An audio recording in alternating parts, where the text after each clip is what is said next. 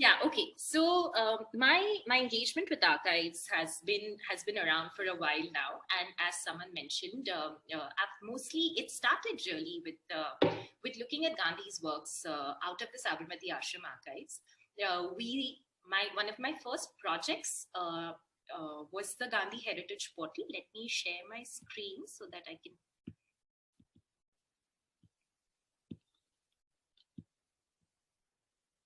So yeah, one of my first projects was the Gandhi Heritage Portal. I'm quickly going to talk about it because I think it's an excellent repository. And since we are in the International Archive Week, it's something that we should know about. The collected works of Mahatma Gandhi is this 100-volume series that was created over a period of 40 years, 42 years, in fact, to be precise, after independence. And it's one of the most phenomenal works.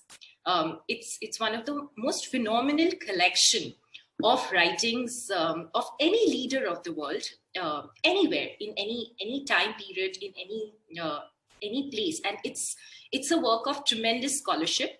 So we kind of like digitized this whole process. The volumes were digitized elsewhere, but we kind of like helped put it all together on something called the GHP, the Gandhi Heritage Portal. And this was my first introduction to the archives in so many ways. But after that, the real work, what we've done with the Champaran archives is something that I've been working on for the last five and a half years. And that's been very exciting for reasons that I will come to as we speak. I will start with where Professor Chaya left yesterday in his opening talk for the International Archives Week. He'd observed that the archive allows us to enter the zone of wonder while anchoring us in observable facts. There is amazing creativity, it stimulates a sense of wonder, and it allows us to develop respect. I wholly agree. And as I was talking to someone even before the session began, one of my first experiences of navigating this journey has been often I would enter in 2012 or 2015, but what I'm entering into is a 1912, a 1915.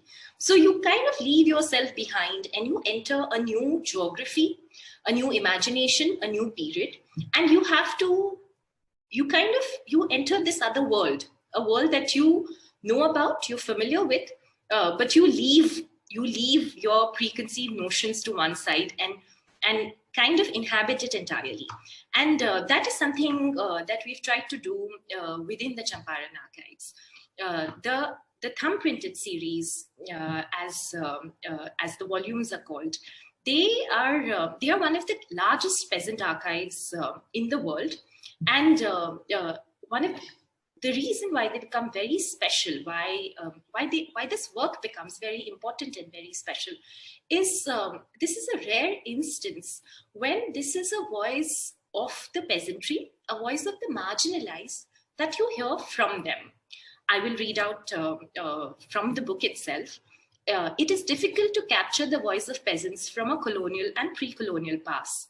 For peasants of those times didn't write, they were written about.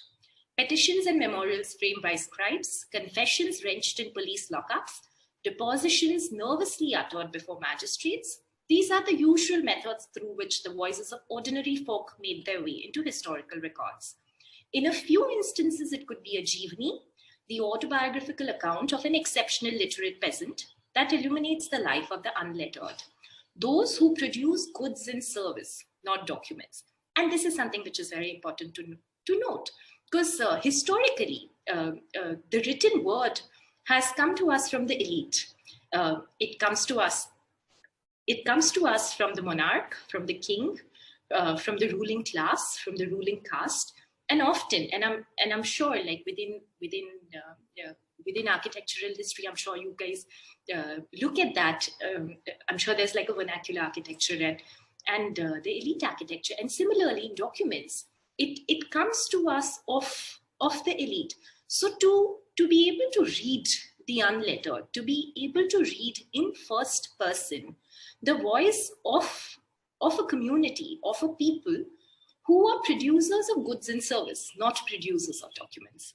It is rare indeed when thousands of peasants seek out a Mahatma in the making and recount in telling detail the onerous conditions under which they toiled for the Nile, the Indigo Sahibs of Champaran. To give you a little bit of context into the indigo growing region of Champaran and the Gandhi story within that space, we're looking at the period of 1970 to be specific. Gandhi has come from South Africa. He's already done done satyagrahas in South Africa. The Congress already knows him. The Congress elite already knows him. But he is not yet the Mahatma that he becomes. He is not somebody that a peasant in the countryside knows. So for this man to come, inhabit Champaran over a period of less than 2 months, to talk to peasants there, and to write, to create this archive, to create this repository, to create that faith, to have this trust that the peasantry comes and reposes in him and calls him Mulk Malik at that time, when he's not yet Mahatma Gandhi, is phenomenal. It's phenomenal for how he goes about it, and it's phenomenal for the strength that he brings to the people, he brings to the peasantry who come out despite often they're threatened. They're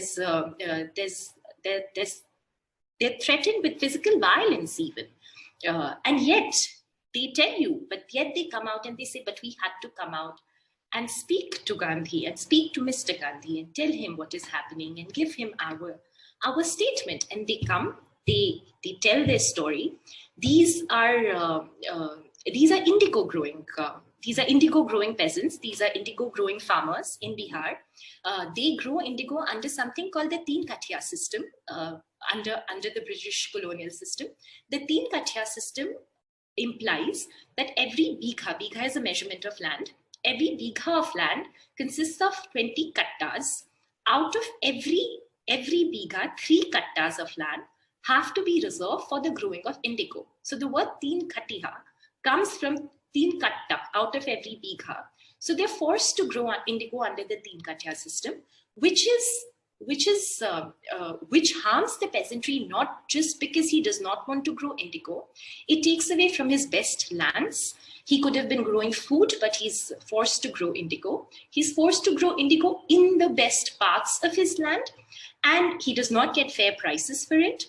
And not just this, but he's also burdened under a series of what are referred to as abwabs, as tawans, as lagans. There are a series of taxation systems which are levied on him, and overall the system becomes immensely torturous for him. And this is the area, this is the situation that he enters, and quickly understands what's going on here from his experience of being in South Africa, but also quickly understands that this is going to require judiciary. This is going to, whatever he does, this cannot be a one-person effort. This also is a problem rooted in the local economy. This is a problem that has to be understood in the local language. So he understands that very well, and immediately he enlists people like Dr. Rajendra Prasad, for example, who come with him, lawyers from Patna. He enlists them, and they come with him not as lawyers, but as translators, because he understands that these documents will need to be produced for a court of law in English and understood, translated immediately on the spot and verified on the spot. So they later become a quasi-judicial document.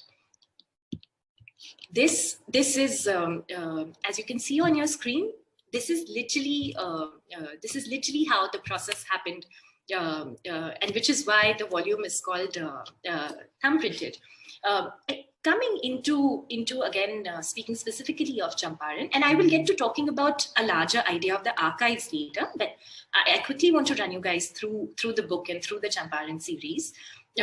So the testimonies. Now, when it comes to the testimonies, because there were thousands of people who came out to seek him. And as I said, this entire thing happened within a period of 7 weeks. That is the period when he first enters the place, knowing nothing about the place, to the time when the government actually institutes an official body to look into the problems and to look into the unfair practices of Champaran. So within that period, there are thousands of people who come out. And all of these lawyers, translators who have come with him, who later on, with the benefit of hindsight, we know that they became, great leaders in the independence movement later on. But at that time, they work as translators with him. And he sets out some very simple methods of how this process is going to be done, how this data collection exercise is going to happen.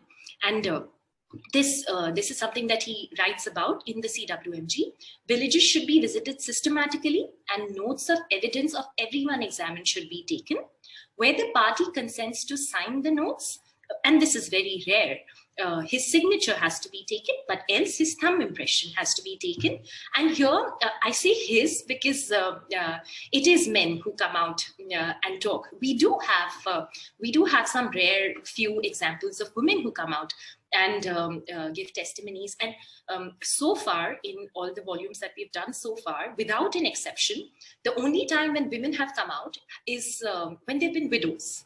So the only time that women have come out and given a testimony has been when she is a widow and she has a son who's not yet working the fields. So she comes with her complaint of how she's not being given her land or what she's going through. So which is why he is really what is happening here. Evidences should be taken even where the parties decline to sign, and reason for refusal should be noted. And this is important because it does happen. During the reading of the testimonies, there are times when we found that a statement is made and then it's crossed off because there's fear. Every once in a while, there's fear that I don't want to sign, or I want to take this back, or maybe they'll come and hit me. A lot of times there are corroborations. So one person will make a statement, and there are 5 others who will say, I want to make the same statement as Lakhan Rai made just now, and I will put my thumbprint on it. So there are lots of corroborations, and this is a sample of the kind of this is the kind of format that they used, and this is the work that we've done within the thumbprinted series. We've looked at thousands of these statements, which go into great detail of putting down details of the person making the statement, the village they come from, the factory under which the village falls under whom their land is leased, their complaints. And if you notice on the right hand, there is a left hand thumb impression on the document.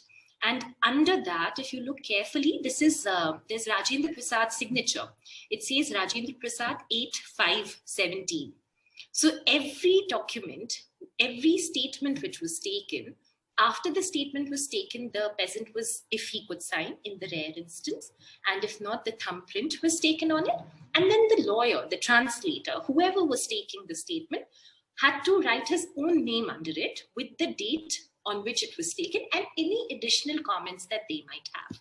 Similarly, this is another very standard practice of how the statements were taken. Here, if you see, there are 2 thumb impressions. As I said, in many places, a peasant made a statement and put his thumb impression, and the one after him came and said the same things. So they said, we agree with everything that he said. Only, my land was, instead of a 5 bigha, a 6 bigha. So they kind of do this as a collective. They come together as a group and make these statements together, which allows them also a lot of times to get over the fear of what the planters would have been doing to them once they go back. Now, I would also now like to talk about the process of reading the archive. We think through our work, through reading the archives, and especially through reading peasant archives, something that we have, something that we've maintained is that it's sacrosanct to keep the voice of the peasantry, to keep the voice of the archive as is. So we don't mess with words. We don't change anything in the main text of what we are getting from the archive. But at the same time, it's extremely important to make these documents intelligible to our audience today. When you read it with maybe a little or maybe no context to what happened at that time, it's important. It's important that it makes sense to you. And this is where, in my experience as a researcher working with archives, something which is very important is the footnote. The details that go into the end notes, in the front notes, because that is when you tell the story as a researcher. You tell the story of what you have, of what you have learned and what your scholarship tells you.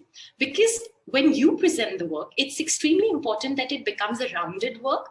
You get to consult multiple sources and you bring in the scholarship to inform the material that you're presenting out there. And I'll give you all a few examples from within the Champaran text. When we started looking at the documents, a lot of times the peasants referred to a year 1314. He again, I use he. He often said that, this happened to me in 1314. And we were at a loss as to what calendar was being followed. We looked up the Hindu Samvat calendar, we looked up the Islamic Hijri calendar, the Roman calendar obviously was not working. And which is when we came up, we realized that the peasantry uses the Fasli calendar. The Fasli calendar is a calendar which was introduced by Akbar, comes from the word Fasal.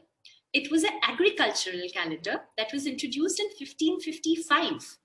And it was such a part of the peasant subconsciousness all the way in 1917 that when they spoke, they naturally spoke of the years within the Fasli calendar. So the months often came from the Hindu calendar. They spoke about, say, Posh or Kartik, which are all names of months from the Hindu calendar, but the year always came from the Fasli calendar. So there are very interesting things that the archives give you, but at the same time, it's very important that you create the narrative. You are able to kind of it's the footnotes. It's the footnotes that makes any archival work rich, if it were to be, and at the same time gives it context. So similarly, as I was talking about Tawan, as I was speaking about abwabs, another interesting example that I would like to tell you is there are these taxes within the Champaran universe, which were imposed on the peasantry. Something called a hathiyahi, something called a motarahi, something called a ghodahi. And these were taxes if the planter wanted to go hunting. In order to go hunting, he needed to buy an elephant to go to the jungles. To buy this elephant, the money came from the peasantry, and this money was hathiyahi. So there was a tax which was imposed on the peasantry.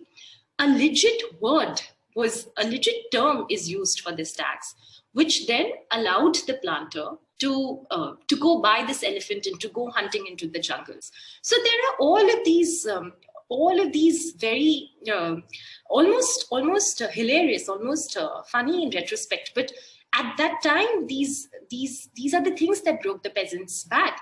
But also within, so it's important to kind of like footnote all of these, to create your glossaries, to make sure you kind of preserve the authenticity of the text more than anything else, but at the same time make it intelligent to a reader of our day and time.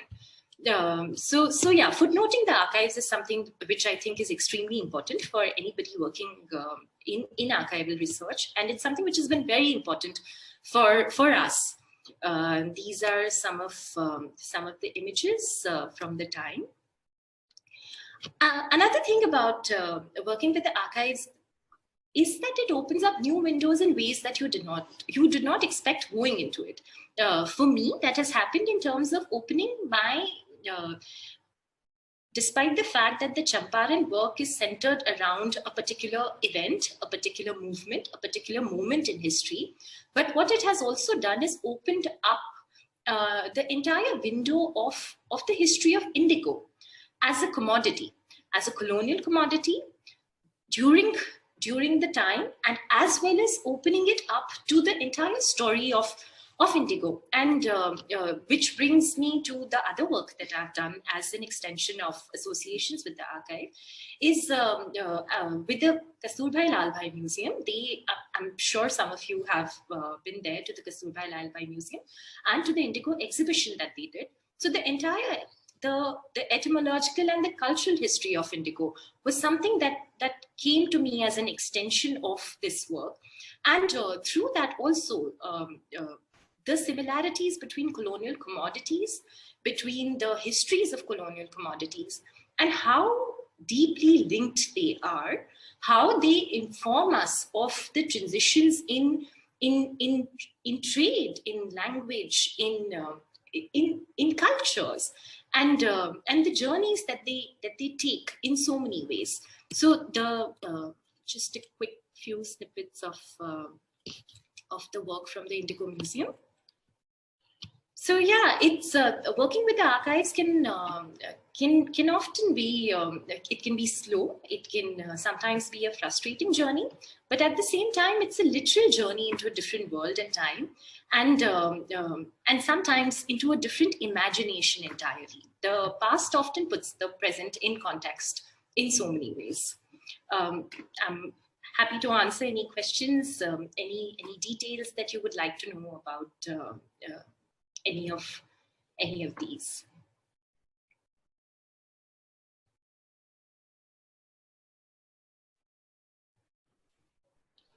I would encourage everyone to ask any questions. If not, I have few, but I will wait for others to chip in, and then we can take them. Megha, thank you for this insightful talk. I think the footnote that you mentioned about Fatul was very fascinating. There are, I mean, I'm not sure how familiar the audience we have here is with the entire Gandhi archives. So I'm not getting into too much detail, but I really do think the nuances of the work comes out in the footnotes, in the glossaries, because that's where you kind of like piece them all together and see the whole story together. And I think that becomes a very important part of archival work, because it's important that you preserve the sanctity of the work itself, of the voice itself, and at the same time give it context. I think I'll go ahead and ask questions. Okay, we have one.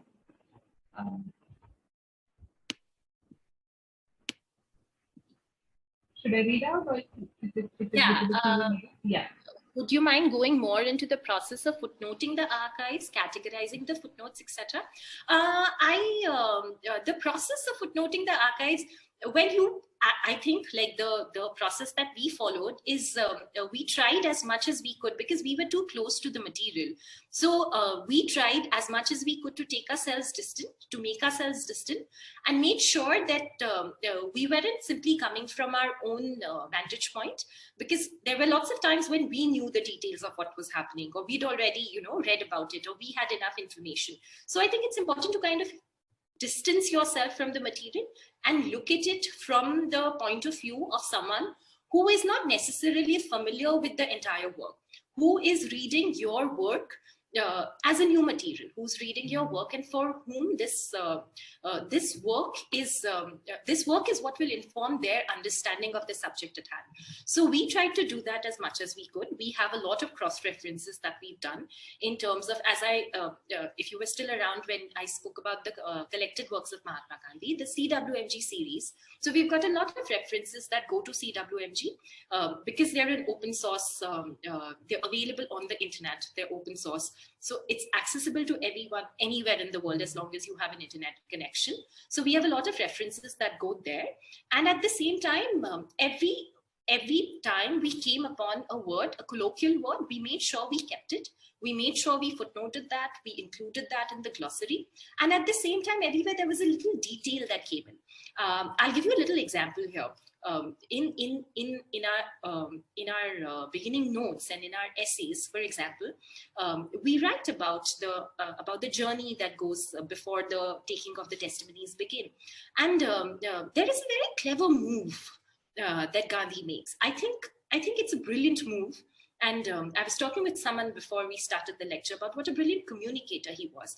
And that move really, to me, more than anything else, just brings home. So when he came into Champaran, he was the authorities were upset, the planters were upset because they were not sure what to make of him, and they petitioned for him to be taken away from the region. And he was called. He was asked to leave. He refused to leave. He was called to court, and he said, "I will appear in the court of law, but I will not leave, and I will make my statement." And the night before he goes to make the statement, the night before he goes to the court of law, he writes a letter to the viceroy. He writes a letter to the private secretary to the viceroy and returns the Kesari Hind award that he was awarded in South Africa for his humanitarian services. That return of this award, which was given to him by the government, by the British government for his services in South Africa, is a symbolic act. It tells them that you cannot trust me on one hand, give me an award for my humanitarian service, and on the other side, you tell me that I'm a troublemaker in Champaran. How does this work? So maybe I should return this award. It's a simple move. It's a simple telegram. It's a simple move. But I think it's brilliant. And when he's called to court, he goes and he makes a statement. And he says the same things. He says that he's not come here to create trouble. There is a voice within him which tells him that these are people who need to be listened to, and he will listen to them. He is in his own country. It is within his rights. And if he's doing something wrong, he's agreeable to go through whatever punishment is deemed fit, and he's not convicted. When the courts deliberate and call him back, or, well, give the judgment, they say, Mr. Gandhi, you can go ahead and do as you please. So, sure, there is the flow of events, but there are, and so this is what I mean when I say that you have to make your footnotes intelligible, and that is where your scholarship comes into picture, because these are not things that you will find within the archives, but it's important that you kind of round your research and make sure that you've got all your bases covered, because this is what completes the picture. And for me, this is one of the most fascinating things about what's happening in Champaran. I hope this helps. This helps with the question. Megha, we have a very interesting question from Meenakshi who would like to take it. Yeah. So what was the starting point for this archives? How was it initiated? How was this funded? So this particular, we actually have the details of how the archives, how we came upon the papers, and how they were sitting there in Bihar for the longest time. But my own association with it, I can tell you, I can start from there, and the rest of the details you'll find in the book. We actually started working on these papers in 2017. 1917 is when the Champaran movement happens. So 2017, 100 years later, was the centenary for the Champaran movement, and there was a lot of interest around it. And my collaborators, Dr. Shahid Amin and Dr. Tridip, Suhrud, they've been looking at these papers for a long time, but they'd never been looked at by a scholar, by a modern day scholar. They'd been sitting in the National Archives of India. The National Archives of India is a body that sits in New Delhi. It falls within the Ministry of Culture. These papers had been sitting with the Rajendra Prasad papers because he was one of the important figures who was a part of this movement. So this is where the papers were. We got digitized versions of these papers and we started working on them. The first few months were difficult because it was a lot of it was very new. A lot of it didn't make sense. But as we read more, as it started making sense more, as we started completing rounding of our scholarship, as I said, is when the work kind of picked up. The first volume has just been published 2 months ago, and it's an 8-volume project.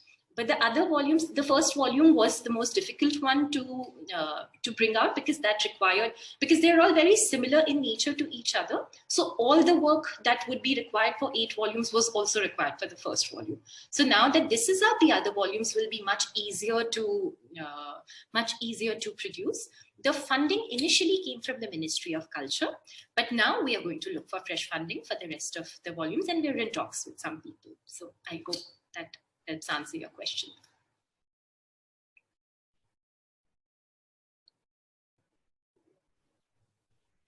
Thank you, Megha. I think, do we have any more questions? Karthikeya, would you like to add something? Yes. I think it's very, very interesting and engaging. And I particularly, loved the point that you made, Megha, about while doing the footnotes, we have to actually, the researcher has to distance him or herself from the material, because you're hands-on on it, and it's very easy to get immersed in it and not being able to look at the whole thing from a reader's perspective, because the reader doesn't know, he's rather ignorant of what all is in front of you. And therefore, I think it's a very interesting point you made, and I could relate to that very easily because I've gone through a similar experience recently while putting together our catalog on the recent exhibition. So yeah, thank you so much. It's very interesting to listen to all of your experience with the thumb printed volumes. Thank you so much. I mean, yeah, it's something because we've been with the work for so long and constantly surrounded by it. So it's very easy to kind of get lost in it and assume that everyone knows what you know. So exactly. And also it's one of the most difficult things to do. The difficult thing is never a scarcity of material. It's the excessive of material, and to cut it out and to make sure you give the relevant information. Right, in the right context, put it in the right context for the reader. Yeah. Absolutely. Somebody's asked me where to. Okay, great. Yeah. It is exactly what we did there on something. I'm sure it is also available at your nearest bookstore. Yes, it's also available at the Ashram, Sabarmati Ashram bookstore and across bookstores in the country, but also on Amazon. What are the challenges while working with, I'm assuming you wanted to ask what are the challenges while working with archives and not archivals. Well, the challenge of working with the archives is it's something that you have to motivate yourself. It's something that you need to be in love with the process of storytelling, and you need to be able to find the stories that need to be told, because they themselves will not come and tell you, it's something that you need to, working with the archives is something which is, it's a gift that gives on giving, as long as you know how to take it. But it's something that you need to be passionate about. You need to be passionate about stories, about stories that need to be told, that deserve to be told, and how to be told. So more than anything else, I think one of the greatest things, you need to be patient. I think more than anything else, it's something that requires great patience, because you cannot hurry with this material. This is not your story to be told. This is somebody else's, and you need to make sure that you tell it right. You tell it in the most authentic manner possible. And for that, you complete your work, you complete your scholarship, your research. So more than anything else, I think patience is something that you absolutely must have. And it's also the greatest challenge. Often, you want to hurry with it and without doing a fair job. So make sure you're patient, you're consistent, and you do your research right. You round up, you do it right, and and you have a passion for stories.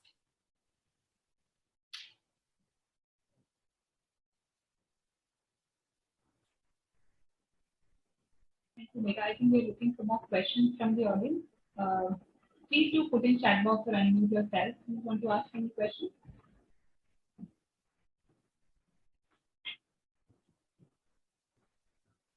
Megha, I think you also mentioned in the acknowledgement that apart from labor of love, it is also a work of patience. So I think that's the key while sifting through thousands and thousands of papers and documents. Absolutely, because a lot of, like in our work, for example, a lot of times it can get repetitive. It's very easy to lose interest in what you're doing. But again, it's important to remember the bigger picture of why this is important. This voice is important. This voice means something. This voice is what completes the idea of modern India. It's not just one kind of a telling of a story. It's also this. It's and through this work, there's so much we've learned within. There's so much of language. There's so much of nuances of language that we've learned within this work. And Dr. Shahid Amin, especially my co-editor, who I'm very fortunate to have worked with on this project. With him, we've learned how important it is to maintain the nuances of language.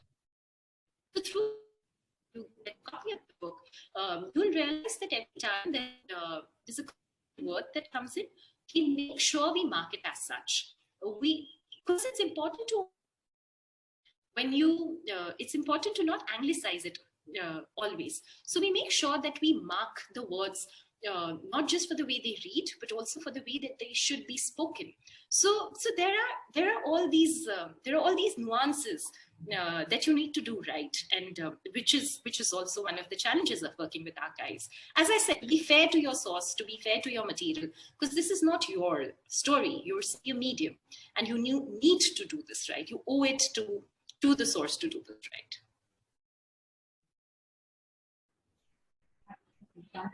Thank you so much, Megha.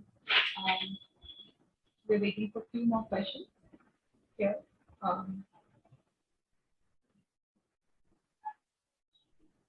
think, Megha, the key is, of course, patience and perseverance to be able to undertake a very rigorous this is a rigorous effort that we put in with.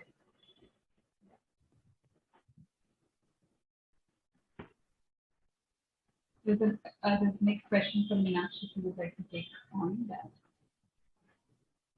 I think the internet is a little unstable. I don't think I can. I will read out for you what question is asked by Meenakshi. What will your next project be after the Champaran Diaries? Well, the Champaran Diary is still going to take a while. This is only it's something extends. So the Champaran Indigo. Like at the end of this, what I really wish to do is tell Indigo, where Champaran is one chapter within Kinnari. And it was an attempt, which also we did with the Indigo exhibition at the Kasturba Lalbhai Museum. But in a very systematic, what I would really like to is tell the story of this product, which has gone through thousands of years and has seen the world change in these thousands of years. So tell you the story of this. That is hopefully what my next project will be.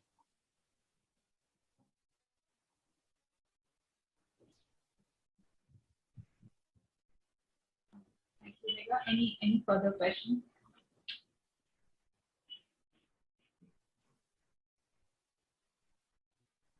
Megha, anything that you would like to conclude with Well, the archives are a fascinating place.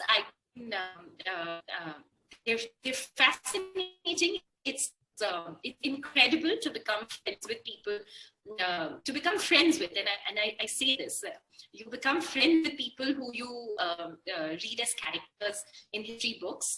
They open up a whole new world for you, and they stop being people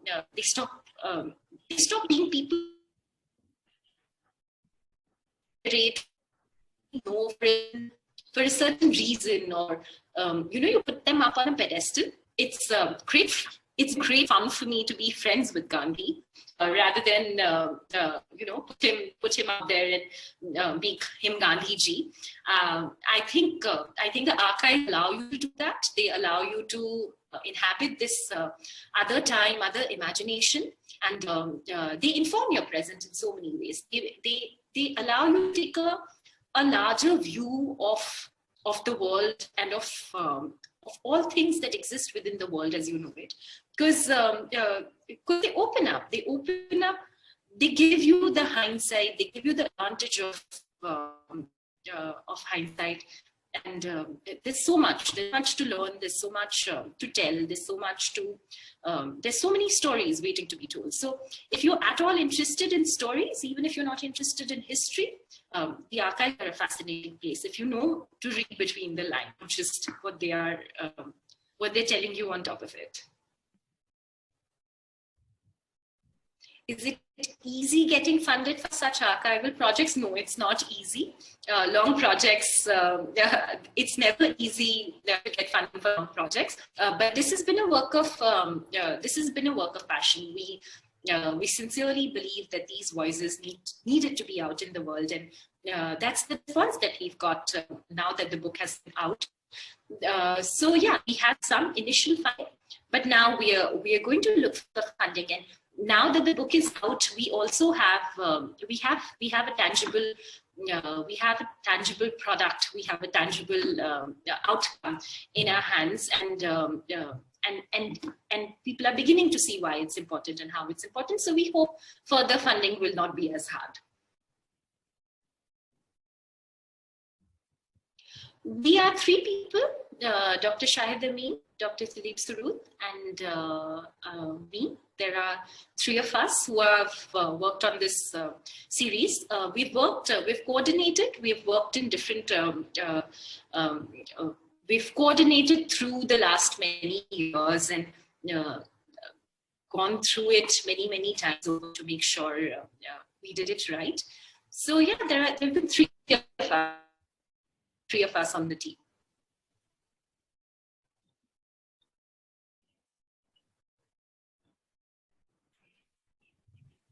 I think that's it.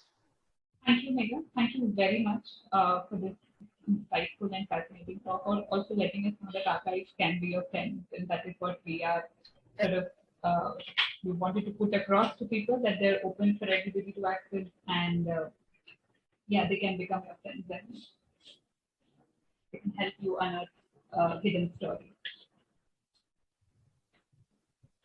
Thank you for having me. Thank you, CEPT Archives. Thank you, Kartikeya. Thank you, Saman. Megha, coming over and sharing your experiences on this project. It was really fascinating, because for us architects, this is a whole new facet of archiving and storytelling. So thank you so much for shedding light on this. Thank you. I'm really glad I was able to. I hope it made sense to at least some of you, even if not all. But yeah, it was great. It's been great working on the project, really. But it's also been great. It's great to have it out in the world and for people to engage with it. Thank you so much for having me here. Pleasure. Thank you so much, everyone, for joining this talk series. And Saman, if you want to let everyone know our next talk on the series. Yes, so please do join us. Tomorrow we are showcasing introducing CEPT Archives on media platform. The details are up on the social media. You can write to us. For any further questions too, Megha, you can also write to us, and we can make sure that those get answered. Further on the week, we have Dr. Gauri Bhatt speaking us about again, engaging with the archive. So do join us. All the details are on our social media, and you will find it on all our platforms. So do join us for another session. And yeah, you can. I will also put a link in the chat so to be able for people to link to us later. Thank you, Megha. Thank you so much for joining. Thank you.